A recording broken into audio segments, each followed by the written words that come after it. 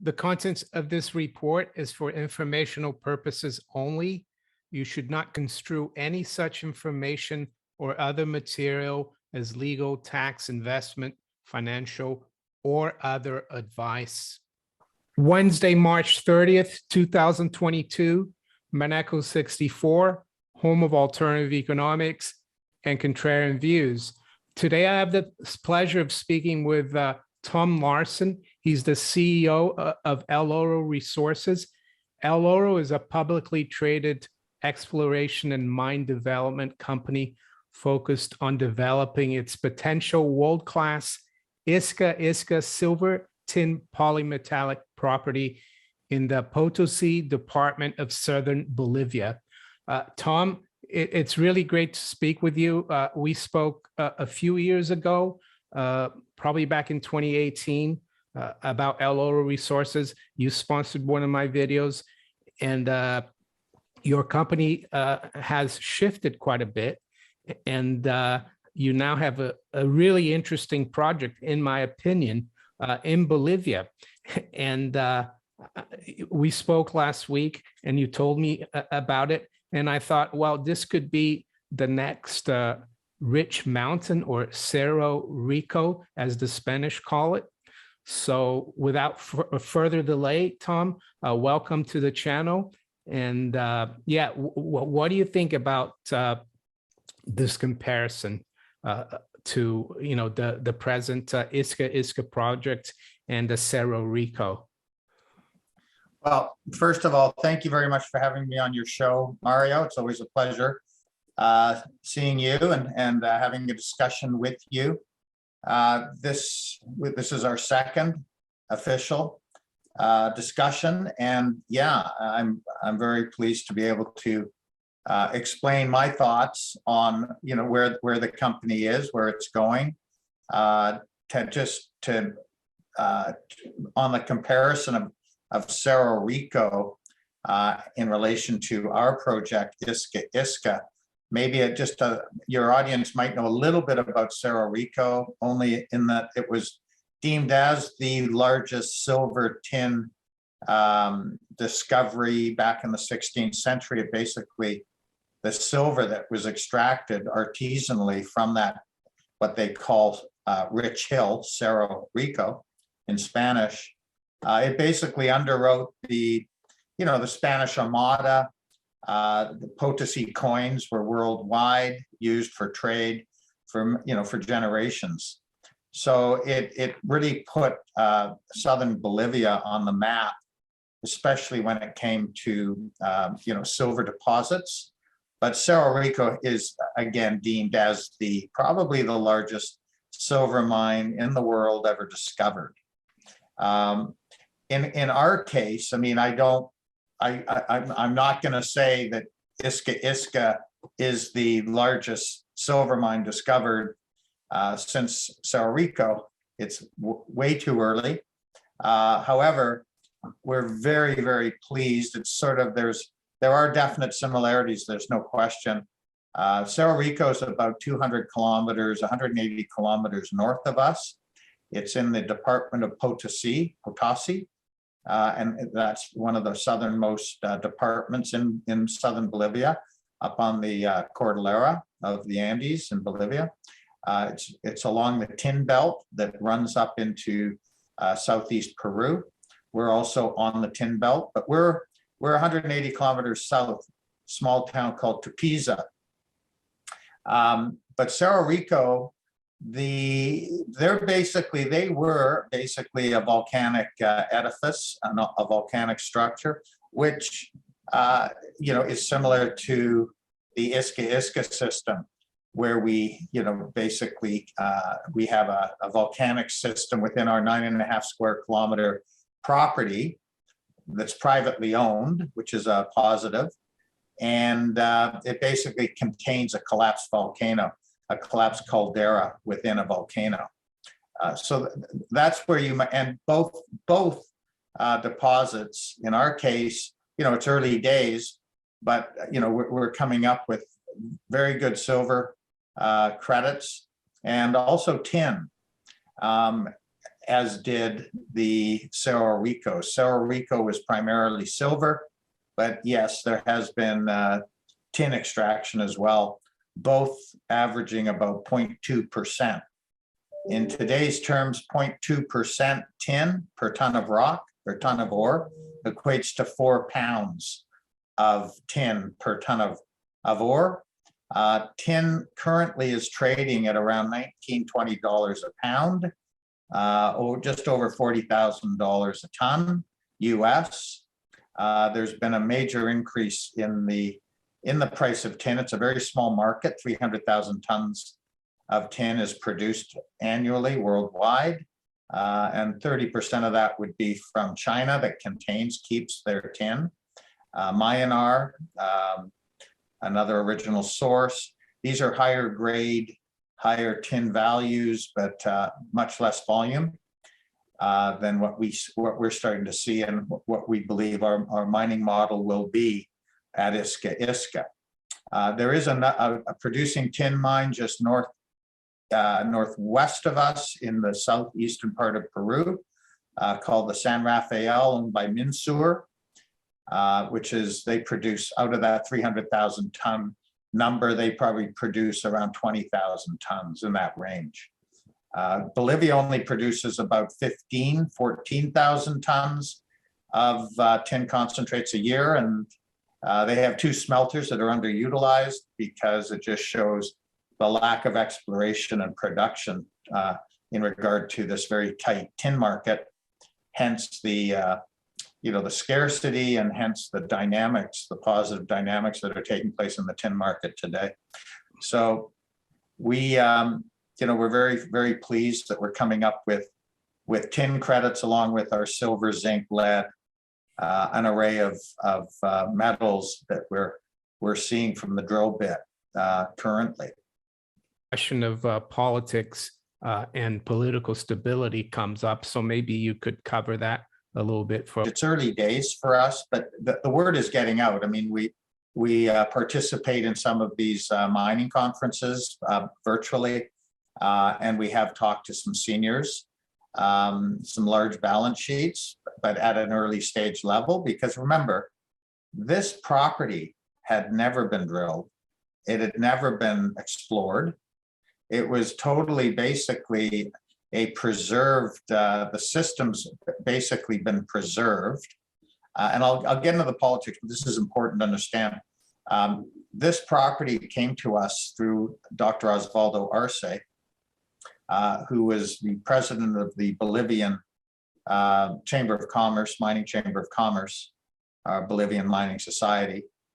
And he has, born and raised, educated in Bolivia, actually got his doctorate in Tokyo, but as always, the Bolivian people are very nationalistic and very proud, a small country. And he has basically he's written 2 volumes on metallogenic deposits. In fact, I have one right here. I don't know if your audience will see it, but this is one of Dr. Osvaldo's books. If you hold it this way, yeah, right there, yeah, good. That background is the Cerro Rico deposit. It's a big, massive mountain, basically, that's been mined down. Similar to sort of what we have at Iska Iska. Anyway, through Dr. Osvaldo Arce and his relationships, we have been toiling away in in Peru, always having issues trying to get permitting drilling. But when I last talked to you in 2017, that was our focus. And, it's really been tough getting the community on side with a drilling program on our 90 square kilometer property in Peru, to the point that in 2019, Dr. Osvaldo Arce, his father actually was the national manager of Comabol, the state-run mining arm to the Bolivian government, so very plugged in. He had worked on our property, Osvaldo, in Peru, and I saw this great success from a company called New Pacific Metals that trades on the TSX.V. Now it's on New York, but it got up to $1 billion market cap based on this project that they had about 150 kilometers away from Iska Iska called Silver Sands. And the banks and brokerage firms and a lot of funds in Canada and London, England became involved, ended up on the shareholder roster. And that really intrigued me because I always found Bolivia being somewhat of a closed sort of society from the standpoint of allowing a flow of foreign investment in. You'd always heard stories about this Evo Morales character, the former union boss of the cocoa business, and cocoa leaves at least in Bolivia, in the eastern side, well away from the mining Cordillera in the southern part of Bolivia, up to up its west side into southeast Peru. And I'd also heard some stories that there were certain companies that were expropriated. But when you dig in and find out really what takes place and what took place, some of these companies that had properties taken really weren't, I wouldn't say, weren't conscientious from the standpoint of working properly within the system and with the people, the social license that's so important. Because when you delve into Bolivia, you'll see that companies such as Sumitomo, a very large trading company out of Japan that ended up taking over the San Cristobal deposit, which is 200 kilometers away from us. They spent $1.8 billion putting that thing into a bulk tonnage open pit mining operation. And that was back in 2008. And, they've been a large taxpayer to the Bolivian government, but it's been one of their most profitable assets. And, that's a 370 million ton deposit, silver, lead, zinc, no tin, they're not on the tin belt. But they've been able to work very well, regardless of Evo Morales, or now today with the new president, Luis Arce, from the same party, the MAS party, which is a nationalistic, a little socialistic, but more of a nationalistic party, who was the former finance minister to Evo Morales, Luis Arce. He was educated University of Warwick in England in finance. He understands foreign investment, and they brought a lot of foreign investment in the natural gas sector for a few years. Mining has now taken over at least 30% of their exports, and GNP contributor. They've done away with VAT tax on imported equipment coming into the country. They're looking for ways to attract foreign investment. And since we've been involved, we got involved back in 2019, 2020 on Iska Iska. There's probably 5-6 other publicly traded companies that are very active currently in southern Bolivia. And that's where the main opportunities lie. Social license is all important. As long as social license is dealt with, you're not creating issues at the community level. There's no reason why you can't mine. Pan American Silver has been mining the San Vicente silver deposit 40 kilometers away from Iska Iska for many years now. By the way, a sidebar, that's where Butch Cassidy and the Sundance Kid are buried. So if you ever saw that movie. Yeah. But anyway, so it's a small country. One of the great benefits that we have at Iska Iska is, first of all, there's been no legacy issues. It was never owned by, the state, like through Comabol or cooperatives, because it was never mined. And the reason it was never mined was everything on surface and around was leached out. There was no sort of easy mining adits into the side and coming up with, wide veined, long veined silver, zinc type of structures. There's I'll try and keep it really simple. The reason it was never, because everything was leached out, there was a reason. Many years ago, like 250 million years ago, this whole area was basically sandstones and sediments. And when things, as time passed on, the Miocene time, which was about 15 million years ago. That's when all the volcanism activity took place.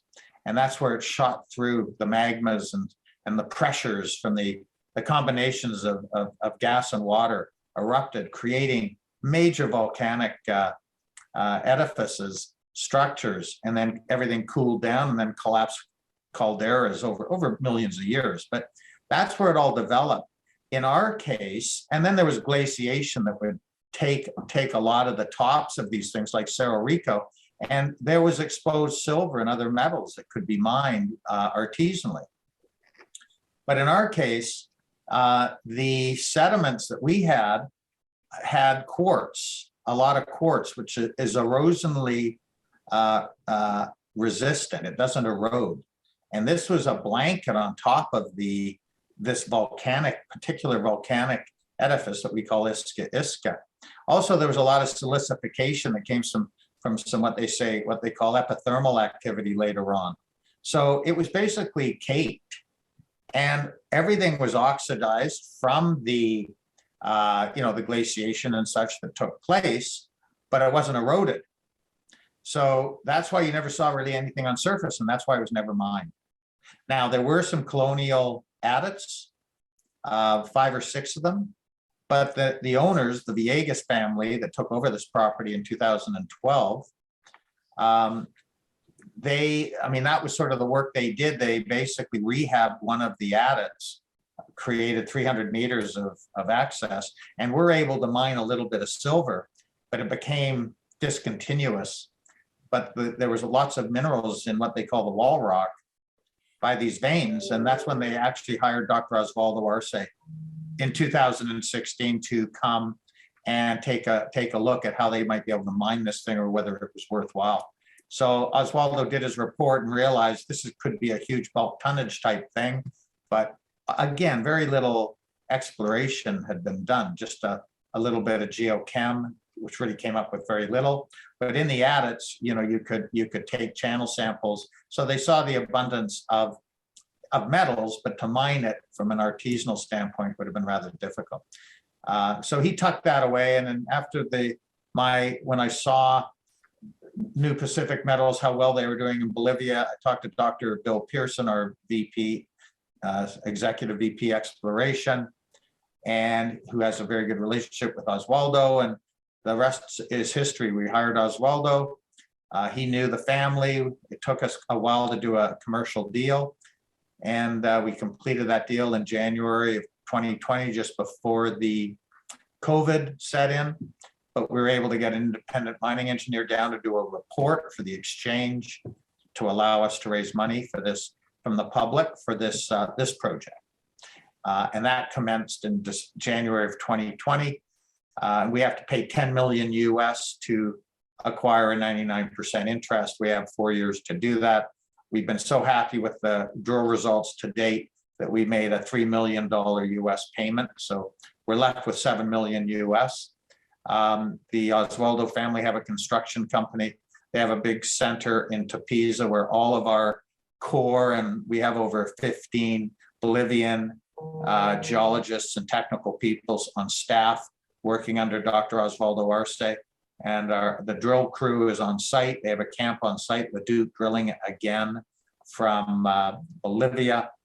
4 drills are currently going. We've drilled over, I'd say 55,000 meters since we started the inaugural drill campaign in September of 2020.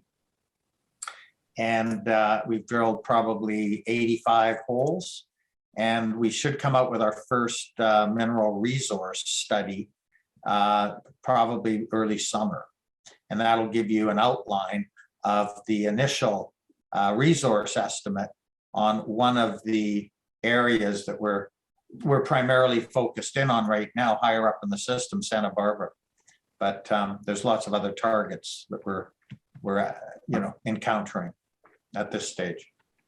Yeah, and maybe you could explain quickly to the viewers, because I get a lot of questions about what kind of mining companies people should invest in, and maybe you could explain what the junior exploration company does I mean, I view it as someone who goes with a metal detector to try to find the metals, so to speak, and then takes the risk. And then the big companies, they don't do much exploration, and then they acquired the junior exploration. Yeah, I mean, I've been doing this. I've been involved in the resource sector here, the exploration resource sector for quite a long time. In fact, Dr. Bill Pearson and I were together back in the 90s, just before BRIEX, which was a big fiasco.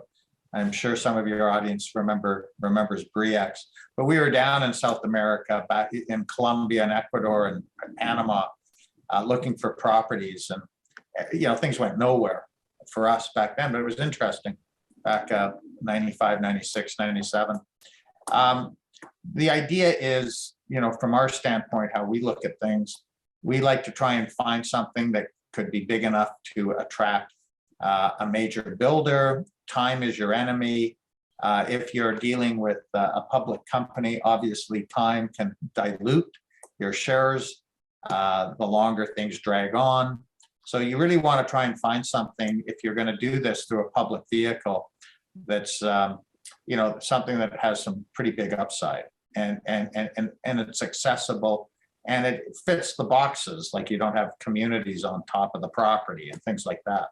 So I mean, that's basically, so you have people like Dr. Bill Pearson, Dr. Osvaldo Arce.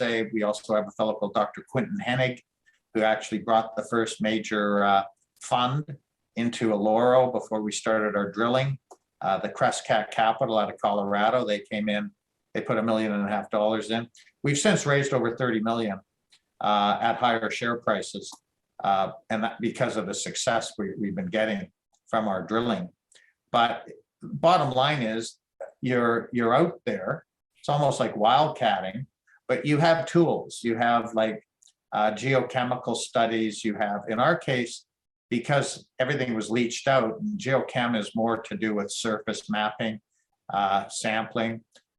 We use geophysics, which is more of magnetic inverse models that can basically highlight magnetic bodies that can, and structural, that can, if they're associated, like in our case, pegmatites associated with a magnetic anomaly that's, in our case, pyrrhotite, not pegmatite, pyrrhotite, which in turn is associated with tin, for instance. There's different sort of technologies that assist the exploration geologist.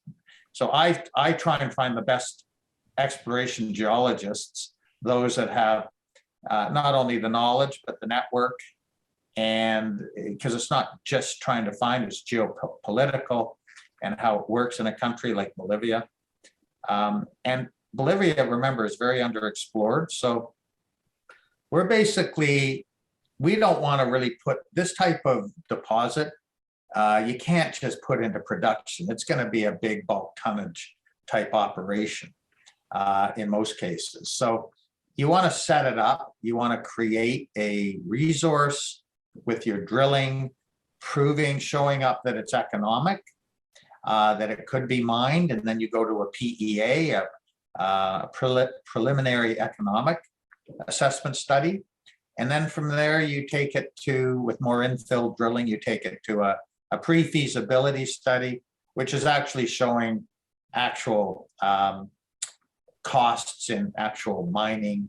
And in our case, we have many different metals. So metallurgy is a very important aspect to our deposit, how to separate, how to create concentrates. So that's a study that'll be in, for instance, in our first pass MRE, mineral resource estimate. They call it a 43101 inferred mineral, indicated mineral resource study that has to be vetted by the exchange and such. So that's being, as we speak, that's being looked after right now. So you'll see. We just had a first research report that was sent out 2 days ago by a company called Cantor Fitzgerald, which is a large investment banking outfit, brokerage firm out of the US and in Canada. And they just came out with the first research report on Eloro resources based on the Iska Iska dynamics. So we're starting to get enough information for the analysts to start interpreting their models and how this thing, could evolve. Yeah, the other question I wanted to ask you is about silver, because it looks like potentially it could be a good silver property. And with silver prices compared to other commodities in the last 18 months being so undervalued, you told me when we spoke last week that it wouldn't even matter if silver stayed here. The prospects for Iska Iska are really good, even with silver at $25. Yeah. So yeah, we base our modeling, like the economic modeling, and it's a forecast, but we base it on the Sumitomo San Cristobal bulk tonnage deposit. They're running 50,000 tons a day. It's a big mass, and their average grade of silver per ton of that 50,000 ton a day is anywhere from like 30 to 50 grams. So, that's equivalent to about an ounce and a quarter, ounce and a half of silver per ton. They also have zinc and lead, but the zinc's only 1% per ton and lead's just under 1%, maybe 1.2% zinc. But they make enough cash flow from those lower grades to create, big money. I mean, they're one of the largest silver byproduct operations in the world. So it just shows you the size of these things. And they have 375 million tons.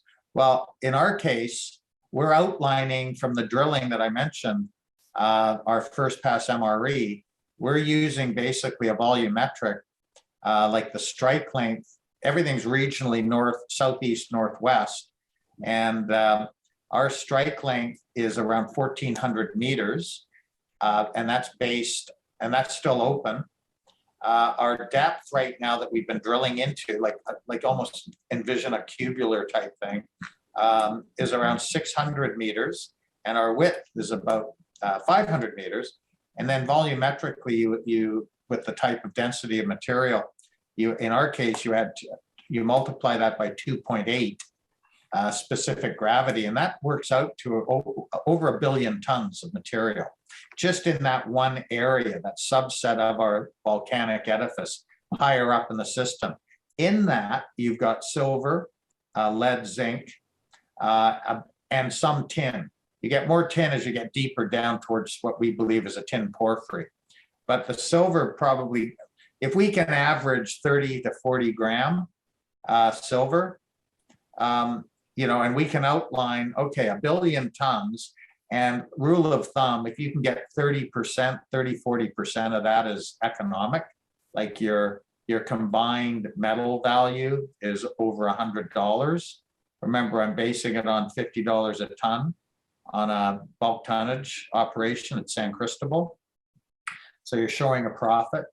And let's say out of that, so let's say that's 300-400 million tons that you can sort of initially outline in your MRE. If you're getting 30 grams, even 30 grams, 32 grams silver equivalent in that mix of metals, I mean, that's 400 or 500 million ounces of silver. So that's, for a big down the road, bigger CapEx to get all this into production and moving forward, that's the type of thing that, like a large balance sheet, like a large company, like a BHP or a Rio, or maybe POSCO or the groups in the Far East. That's the type of thing they want to see. They want to see a 40, 50-year mine life with big production. That means you need a big system, a big deposit. And that's sort of what we're sort of trying to illustrate. And so far, so good. But, again, Mario, it's early days. Yes, Tom, thank you very much for your time. Before we finish, could you tell the viewers where Eloro is listed and the ticker symbols? Yeah, so we're on the TSX Venture The symbol is ELO. ELO on the TSX venture. Once the mineral resource comes out, though, we'll move it to the TSX, the higher exchange, but the TSX.V. We're also on the OTC, over-the-counter QX market in the United States under the symbol ELRRF. And there's a listing on the Frankfurt that the way they list, I can't give you the exact, it's a number quote. So the prospects look very interesting, of course, but again, it's like you said, Yeah, nothing. It's early days. It's early It's very days. speculative. Yeah. You have to be very careful. Do your homework. We have about 63 million shares outstanding, fully diluted. We have around 77 million. We have about 10 million Canadian in the bank. We burn at about $1 million to $1.2 million US a month for the drilling. All in's around $250 a meter. Management owner, I mean, we have probably close to 28 million of the 63 million outstanding amongst, people that are close to us, like different funds that we know and management and such. So it's, the structure of the company, the trading structure, it's very tight, which I've always I prefer a company with a smaller amount of shares than these 200, 300, 400 million share outstanding companies that still have to raise a lot of money, to get things into operation and get things taken out. So I find, that's sort of my background a bit. I've always enjoyed putting together a good resource structure, a company structure to leverage on a hopeful discovery. Great. Thank you very much, Tom. I wish you and Eloro Resources the best of luck in the future, and hopefully we'll speak again. Mario, thanks a lot for having me. Pleasure seeing you again.